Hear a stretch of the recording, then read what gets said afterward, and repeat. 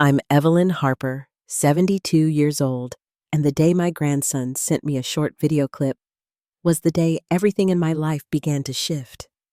The phone buzzed in my hand just after breakfast, and when I saw Tyler's name, I smiled without thinking.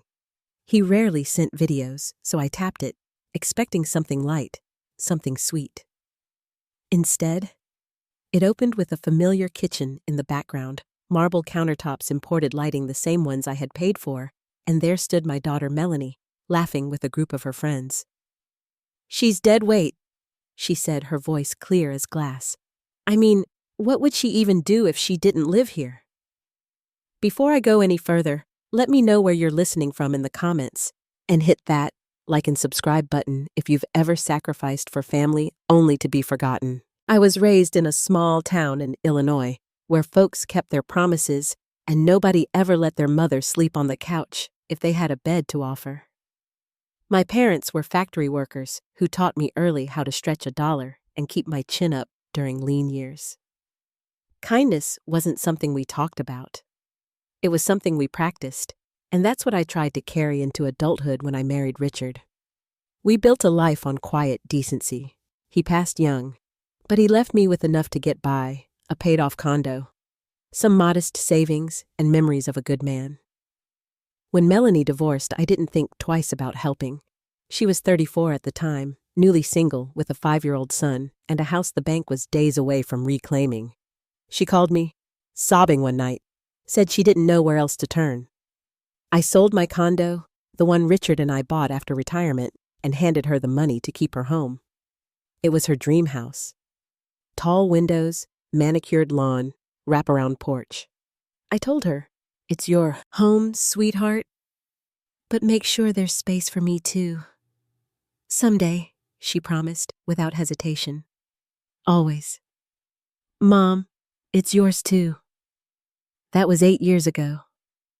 I moved into the guest suite off the back hallway.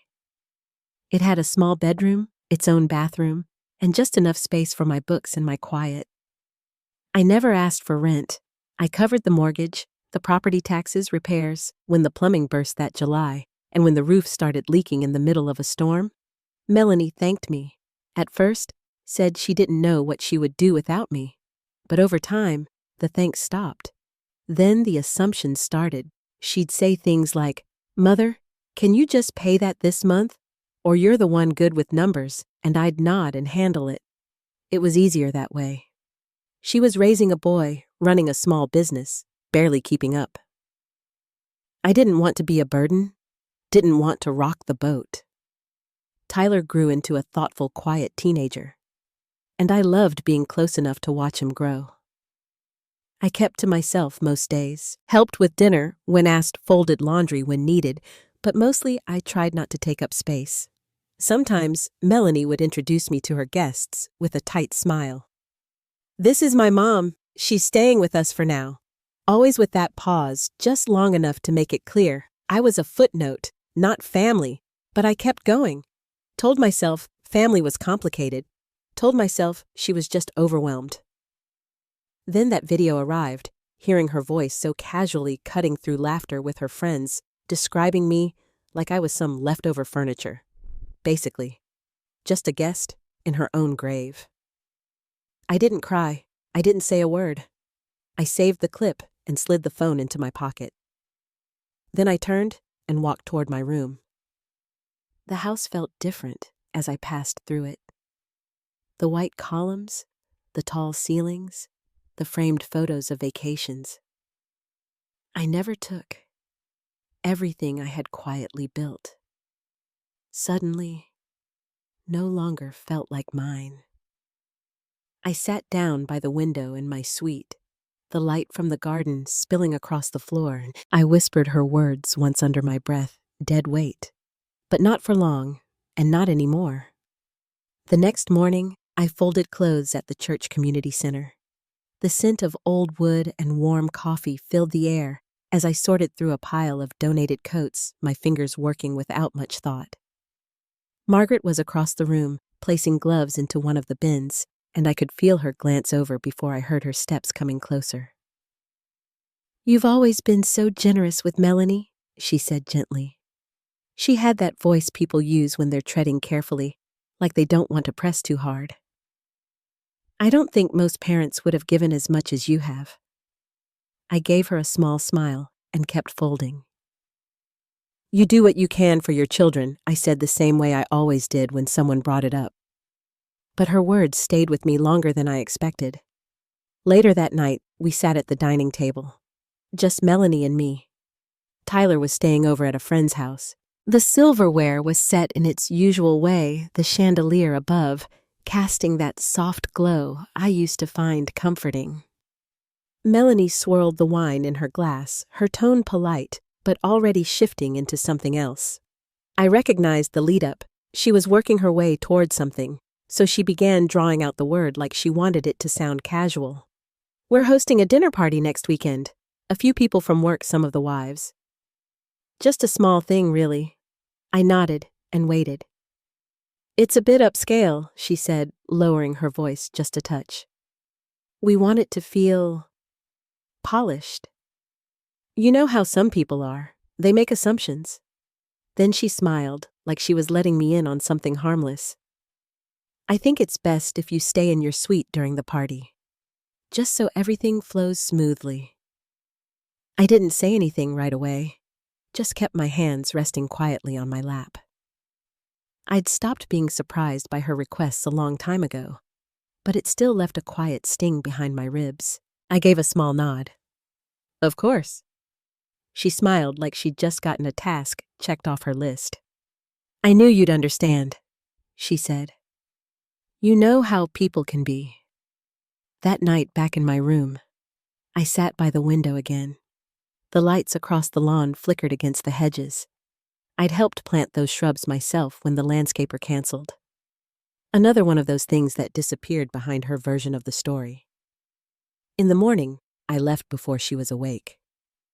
She was still on the phone when I passed through the kitchen, talking about wine pairings and seating charts. She didn't notice when I stepped outside. The law office was on the corner of a quiet street not far from the library. Mr. Aldridge greeted me like he always had. Soft-spoken, steady. I'd like to make some changes, I said, settling into the chair across from him. He reached for a fresh folder. Of course, you mentioned you wanted to adjust your estate plan. Yes, I want to create a trust. Irrevocable. My daughter's name is to be removed entirely. He looked up briefly but didn't question it. And your grandson, I thought about Tyler. The quiet way he watched things. The way he hesitated before sending that video. Yes, I said. But not yet. Not until he's 25, with oversight. He made notes as I spoke. Transferring the accounts, the property title, the insurance, everything would be placed beyond Melanie's reach. He walked me through each step. No assumptions, no questions, just the facts. Back home that afternoon, I moved quietly through the garden, clipping the hydrangeas near the walk.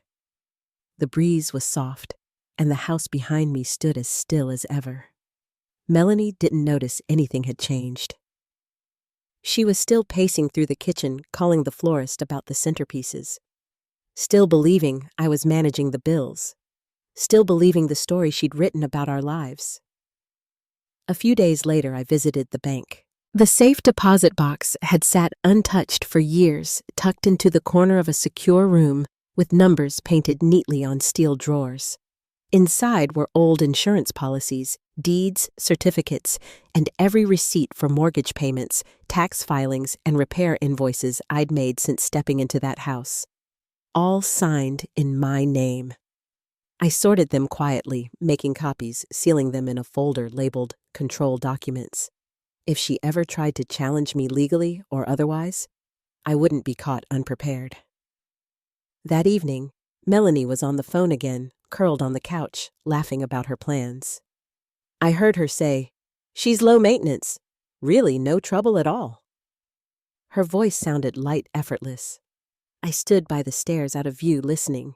The words didn't sting the way they used to. I heard them differently now.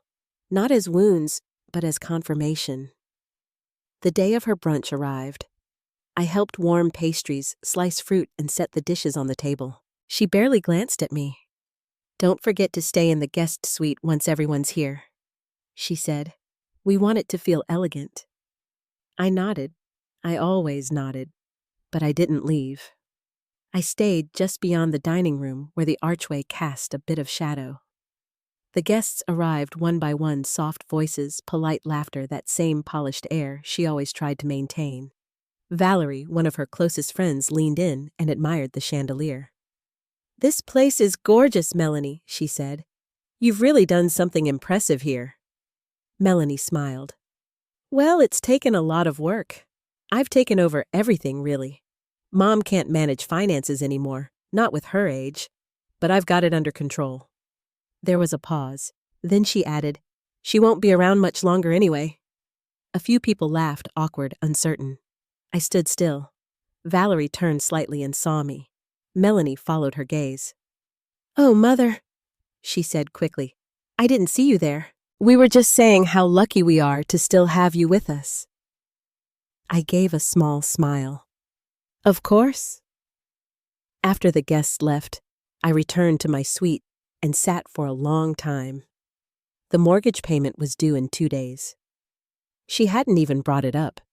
She'd come to expect it like the sun rising, like groceries appearing in the fridge.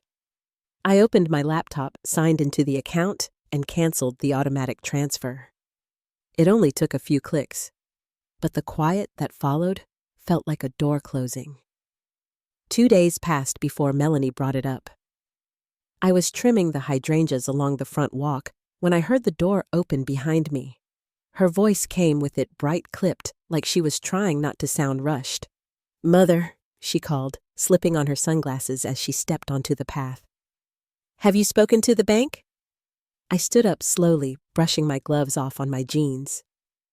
"No. There was a call this morning," she said, tilting her head like it might soften her words. "Something about the mortgage payment being late. Probably a clerical issue." "No mistake," I said. She blinked once. "What do you mean I stopped the payment?" The pause between us lasted longer than it should have. Her mouth parted just slightly, like she couldn't quite believe what she'd heard. Then she forced a tight laugh. "You stopped it. Why would you do that?" I looked her in the eye. "Because I no longer feel comfortable managing your obligations." She shifted her weight from one foot to the other, still holding on to the smile, but not as well this time. "Mother, we've always handled these things together. You said you'd take care of the finances." "I did. I said for 8 years. But the party is this weekend. There are bills, guests, timing. You're making this more complicated than it needs to be." "I'm not making anything complicated," I said quietly. "I've simply returned the house to your control." Her face tightened at that word. She didn't respond right away, just turned back toward the front door, walking quickly, her heels striking the stone a little harder than usual. That night, the house felt different. Melanie barely spoke to me. Her usual routine, commenting on dinner, asking about the mail, leaving a list of errands, had gone silent. She moved through the rooms like she was rehearsing for something, but I didn't ask. I didn't need to. Tyler came downstairs the next morning, still a little groggy, his phone in hand. "Morning, Grandma," he said as he passed by the kitchen island. "Morning, sweetheart." Melanie stood by the refrigerator holding her coffee. She waited until Tyler left for school before turning to me. "Can we talk?" she asked. "Just us." I nodded and followed her into the sitting room. She crossed her arms and looked at me hard. "I don't know what's going on with you lately, but this isn't fair. You're creating stress for everyone." I set my teacup down on the side table and looked up at her. "Do you remember calling me after the divorce? You said you didn't want Tyler to lose his home. You asked for help, and I gave it without question." She didn't speak. "I paid the mortgage, the property taxes. I fixed the roof when it leaked and the plumbing when it failed. Year after year, I handled everything, and not once did you offer to take on a portion of it. I was raising a child, she said. I was rebuilding. I understood that I said.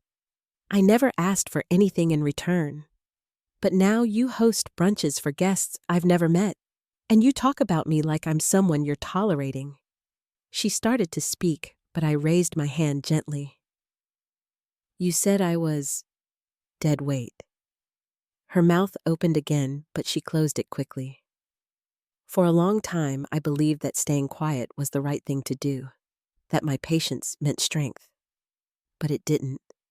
It meant fear. Fear of losing the little connection I had left with you. I stood and smoothed the front of my sweater. I won't be your silent helper anymore, Melanie. I've carried more than my share. I left her there in the sitting room, her arms still crossed, her expression unsure for the first time in years. The next few days passed quietly. Melanie's mood changed from tense to watchful. She didn't know what I had done, not yet, but she could feel something was shifting. I visited Mr. Aldridge again. The last set of papers was ready, finalizing the trust, securing my accounts, closing the joint authorizations on everything she once had access to. He was calm, as always, but this time he looked at me a little longer when he handed me the pen. Everything's been transferred, Mrs. Harper, he said. Financials? Property insurance? It's all protected, and she can't contest it. He shook his head. She has no legal access. The structure you've built is airtight. If she ever tries, she won't have standing. Good, I said. He gathered the documents into a leather folder. You've been thoughtful. You're not reacting. You're securing your future. I left his office and drove home, the folder beside me on the passenger seat. The sky was overcast, just beginning to shift toward evening. The porch lights had come on by the time I pulled into the driveway. Melanie's voice echoed faintly through the front windows as I stepped inside. She was arguing with the caterer again, her tone sharper than usual. I walked past the kitchen quietly and returned to my room. Later that night, I opened my laptop and searched for a retirement apartment across town. Something modest, just a small place with a window and a bit of garden space. I found one. It wasn't fancy, but it was enough. I filled out the application. Then I sat back and listened to the silence of my own room. The morning after I submitted my apartment application, I sat at the small desk in my suite with a stack of paperwork spread out in front of me. Melanie had already left to meet with the event planner, her voice trailing down the hall as she breezed past my door on her way out. Her mind was on wine pairings and centerpieces. Mine was on finalizing the transition I'd started weeks ago. The courier arrived right on time. A quiet man in a brown jacket handed me a sealed envelope and asked for a signature. Inside were the last trust documents from Mr. Aldridge, confirmation that the transfer of my secondary property was complete and the final adjustments to the trust had been processed. I opened the folder, checked each line, then signed where required. I had everything I needed now, neatly organized and labeled. Every account closed to her, every asset protected. I waited until the house was empty again the next day before heading to the bank. My key still worked. The safe deposit box was where I'd left it, tucked into a row of others, its contents undisturbed. I pulled out the documents one at a time. The life insurance payout from Richard's passing the old deed to my condo. The receipts for every mortgage payment, property tax, and emergency repair made on this house over the past 8 years. Each one bore my signature. Each one was dated, notarized, filed. I copied everything and placed it into a new folder marked Control Documents. I wasn't planning on a legal fight, but I wasn't going to be caught off guard if one came. I returned home as the sun dipped low behind the hedges, casting long shadows across the walk I used to sweep on Saturday mornings. Melanie didn't ask where I'd been. She was on the phone, pacing the living room with a glass of wine in hand, laughing in that way she always did when she wanted to sound more comfortable than she was.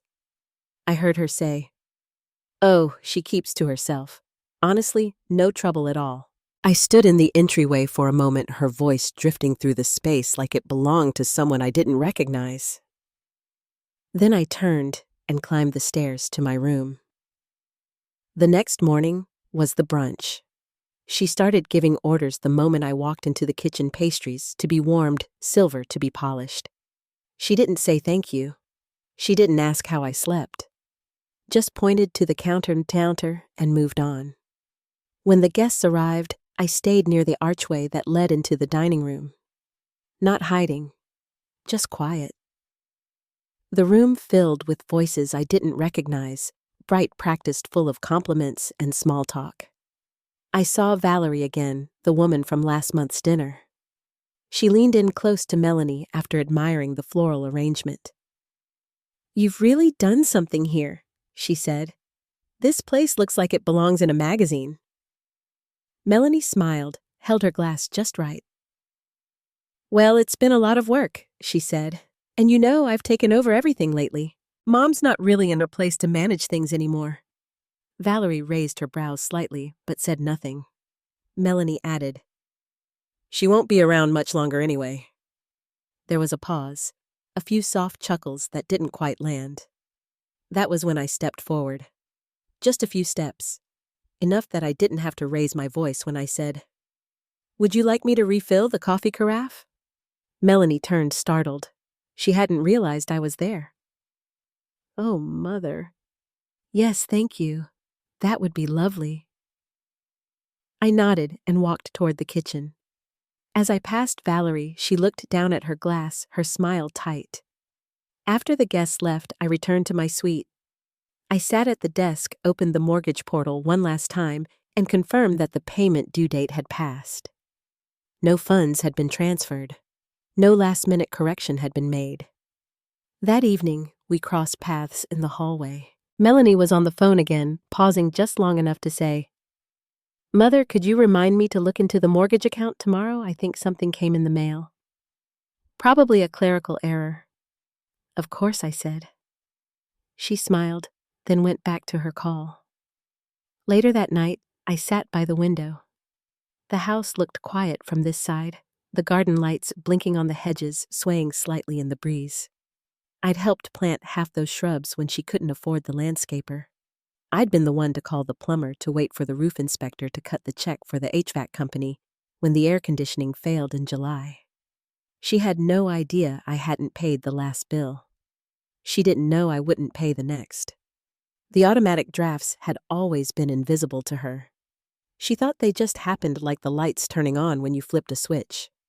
She didn't know they'd stopped. I opened my drawer and looked over the apartment lease again. The welcome letter had come earlier that day. Move-in was in 2 weeks.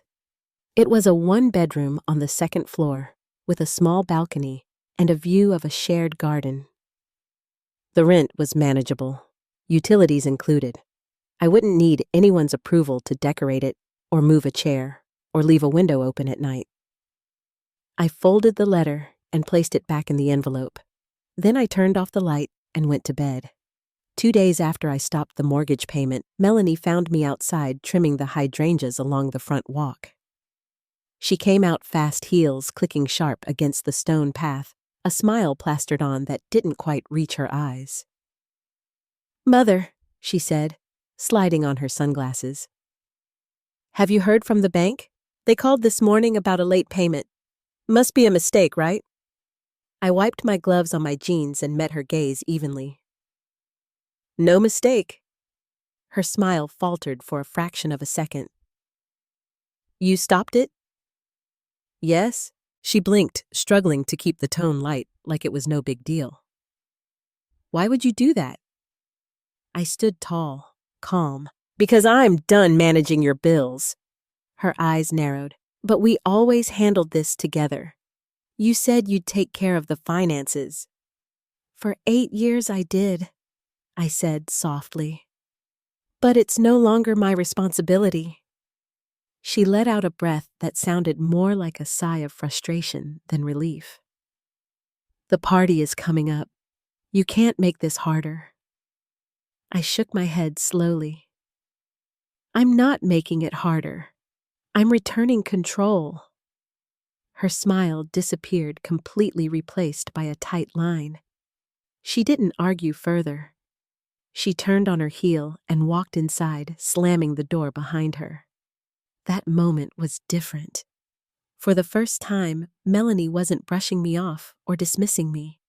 She was watching, trying to understand what had shifted, but still struggling to grasp it. The next morning, Tyler sat at the breakfast bar scrolling on his phone.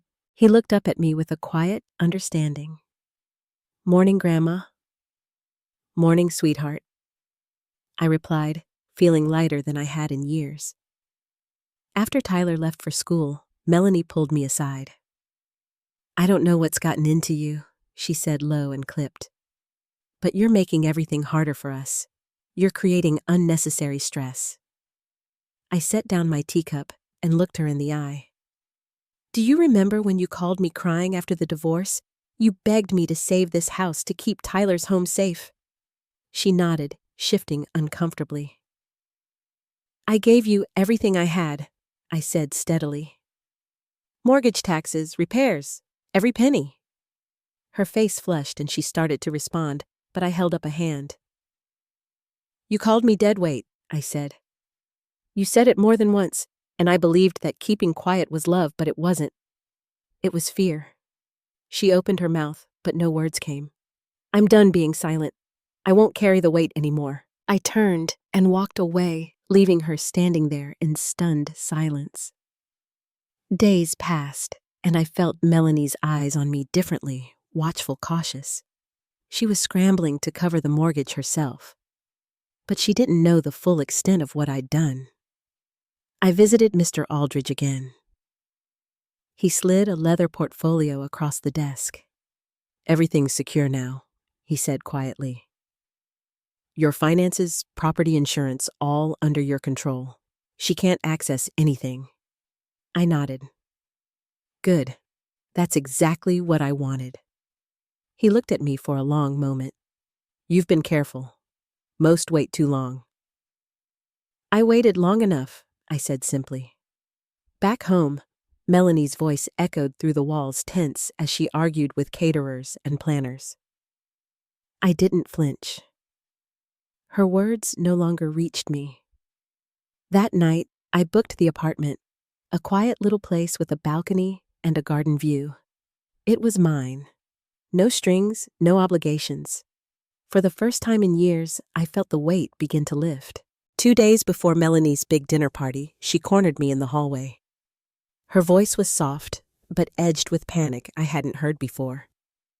"Mother, maybe we were both a little emotional before she started carefully, but the bank's been calling again. It's urgent this time. If you could just cover this month's payment, then we can sit down and figure things out." I looked her steadily in the eye. "No, Melanie, I won't be calling the bank for you." Her smile faltered confusion mixing with frustration. "What do you mean I won't manage your obligations anymore? Not the mortgage, not the bills, not your life?" The silence thickened. Then reaching into my purse, I pulled out a small flash drive and set it on the table between us. She stared, wary. "What's that?" "It's something your son sent me," I said quietly.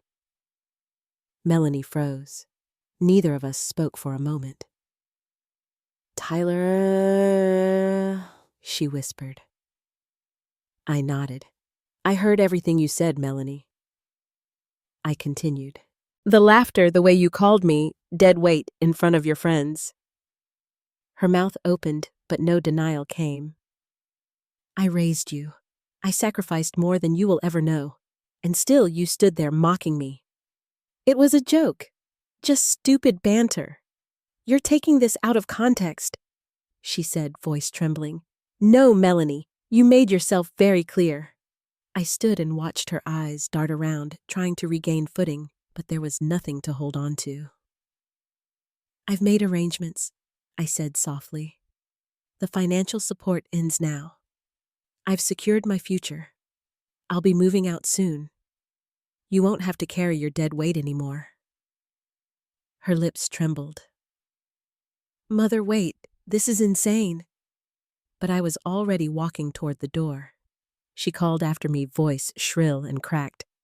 "You're abandoning me after everything I've done for you." I stopped and turned slowly. The neighbors would hear her now, the mask she carefully wore slipping. "Everything you've done?" I asked softly. "I saved this house when you were drowning in debt. I paid every bill while you played hostess for people who barely remember your name." Her face flushed. Panic flickered behind her eyes. "You can't just leave me like this," she shouted. "How am I supposed to handle the mortgage, the taxes, Tyler?" I held her gaze. "You always told everyone you were managing everything, that I was just fading quietly. Isn't that how you described it? Dead weight, that I wouldn't be around much longer?" She opened and closed her mouth, unable to find words. "You're spiteful," she spat after everything. "You'll regret this when you have nothing and no one." I shook my head slowly. "No, Melanie, that's been your biggest mistake, assuming I had nothing because I never bragged, because I never flaunted my sacrifices the way you flaunt your borrowed luxury." Her voice cracked near hysterical now. "You don't even have anyone but me. Who else will take care of you? You'll come crawling back when you're old and sick." A car pulled into the driveway, breaking the moment. Tyler stepped out, his face tense. He looked between us and said quietly, "I see more than you think, Mom." Melanie's composure crumbled for a moment, a flicker of vulnerability. Then pride swallowed it whole. I stepped aside as Tyler came over and stood quietly beside me. Neither of us said a word. Melanie glared at him. "You don't understand what she's doing. She's poisoning you against me." He looked at her calmly. "No, Mom, you did that yourself." Her voice broke. The fight left her. I opened the door and stepped outside. Tyler followed. We didn't look back. The neighbors watched from their porches as Melanie's voice echoed behind us, desperate unraveling. That night, the house behind us felt like a closed chapter. We drove to a small diner a few blocks away and sat across from each other. Neither of us touched our meals for a long time. Finally, Tyler spoke softly. "Grandma, I've been wanting to talk to you." I waited. "I know what she's like," he said, his voice shaking a little. "I've known for years how she treats you. I should have said something sooner." I reached across the table and took his hand. "You're still young. You shouldn't carry that burden." He shook his head. "That's not an excuse, especially after I recorded that video. I just didn't know what to do with it. But when I saw your face, I knew I had to give it to you." A lump formed in my throat. "I'm proud of you," I whispered, "and I'm grateful." He smiled softly. "I don't want to live with her anymore. Not after this. I want to live with you." The weight of his words pressed on my chest, not as a burden, but as a gift. "I'll have my own place soon," I said gently. "It won't be as big as the house, but it'll be home." He nodded. "I want peace, and to be with someone who respects me." Tears pricked my eyes, but I blinked them away. I'd cried enough. "You can stay with me, Tyler," I said firmly. "But there are conditions." He looked up quickly. "Anything. No financial help for your mother." "None." His shoulders relaxed. "Agreed." For the first time in years, I felt something new control. Not over anyone else, but over my own life. We stepped outside together, the world suddenly wide again behind us. Tyler and I left the diner and drove across town to my new apartment. It was small and quiet, with a few boxes still stacked by the entry, and a gentle hush that felt almost foreign after all the noise of the old house. Tyler set his bag down in the living room and wandered from window to window, taking in the view of the shared garden below. The air was different here. No footsteps overhead, no voices arguing behind closed doors, no tension waiting around every corner. We spent the first evening unpacking, working in silence that was comfortable and steady. The kitchen was modest, but every drawer and cabinet felt like it belonged to me. Tyler glanced over from the counter, holding a chipped mug he found in one of the boxes. "I like it here," he said quietly. The next few days moved quickly. I notified the retirement community manager about my move-in date, set up the utilities, and changed the address on my accounts. Tyler helped wherever he could, carrying boxes, hanging curtains, running to the store for light bulbs. We worked together with a kind of unspoken agreement, not just about the chores, but about the new boundaries that would shape our life together. Meanwhile, the phone began to ring more and more, always Melanie's number lighting up the screen. She left messages, her tone shifting from pleading to angry to desperate as the days passed. One afternoon, Tyler looked down at his phone and sighed. "She keeps calling," he said. I set down a dish towel and watched him. "You don't have to answer, honey. You don't owe her an explanation." He nodded. "I know. It just feels strange finally saying no." Outside, the sun was shining. In the old house, the marble foyer would be filled with late afternoon light dust motes swirling above the table where Melanie used to stack her mail. I imagined the piles, growing letters from the mortgage company, notices from the credit card companies, each envelope marked urgent. She had never noticed when the payments were made, but now that they had stopped, the silence was loud. The news traveled quickly. I heard from a neighbor that Melanie's dinner party barely happened. Guests canceled at the last minute. The few who came left early, uncomfortable with the tension hanging in the air. Melanie tried to call me again that night, but I let it go to voicemail. Her words weren't for reconciliation, they were for rescue, and I wasn't offering it anymore. Tyler found a part-time job at a bookstore within walking distance. He came home each evening with stories about customers and new releases, his eyes brighter than I'd seen in years. He asked about cooking together, about planting herbs on the balcony, about painting his room the color he wanted. We built new routines, simple meals, quiet evenings, the radio playing softly in the background. Every bill I paid was mine alone. Every key on the ring belonged to me. As the days passed, Melanie's calls became less frequent but more insistent. One afternoon, she showed up outside the building, her car parked by the curb.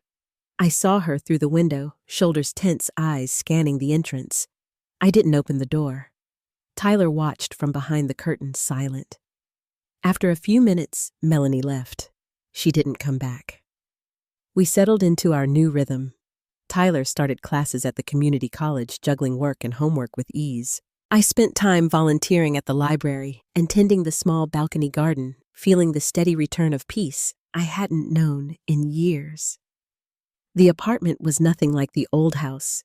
No white columns, no grand foyer, just four walls and sunlight and the feeling of home. One evening, Tyler sat beside me on the balcony. The city lights were just coming on, flickering across the courtyard. He leaned back in his chair, arms crossed, and asked, "Do you regret it, Grandma?" Walking away, I looked out at the darkening sky and thought about all that had happened.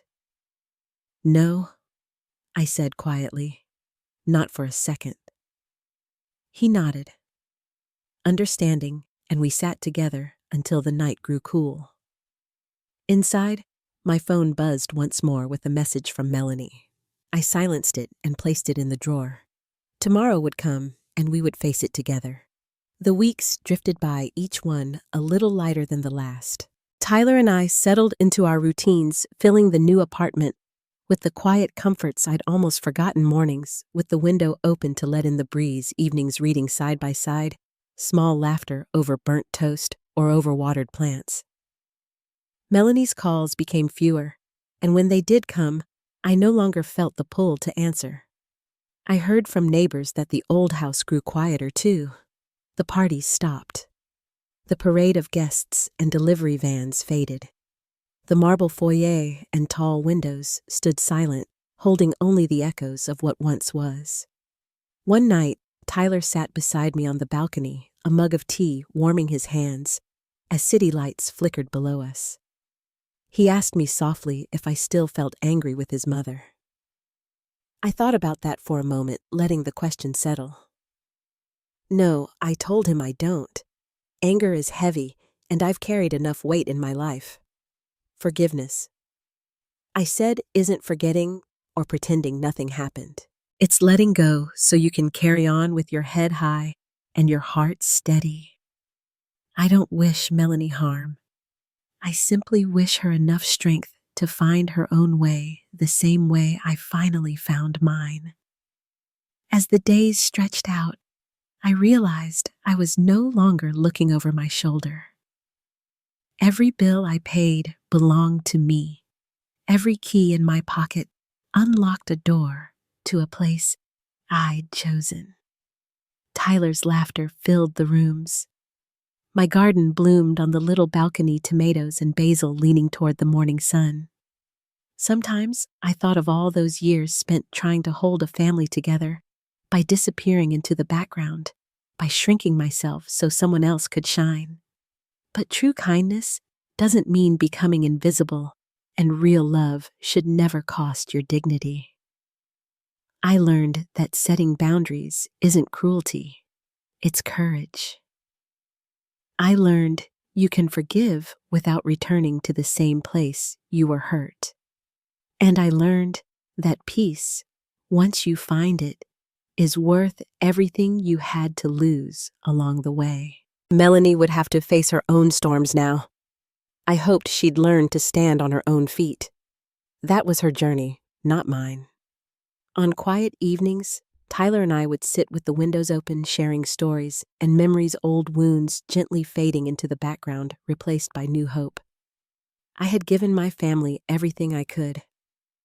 But at last, I had given myself something too. Freedom.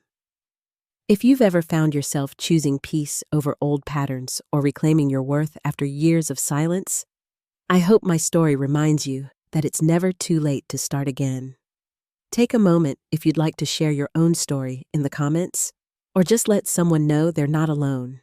And if this journey meant something to you, I'd be honored to have you here for the next one.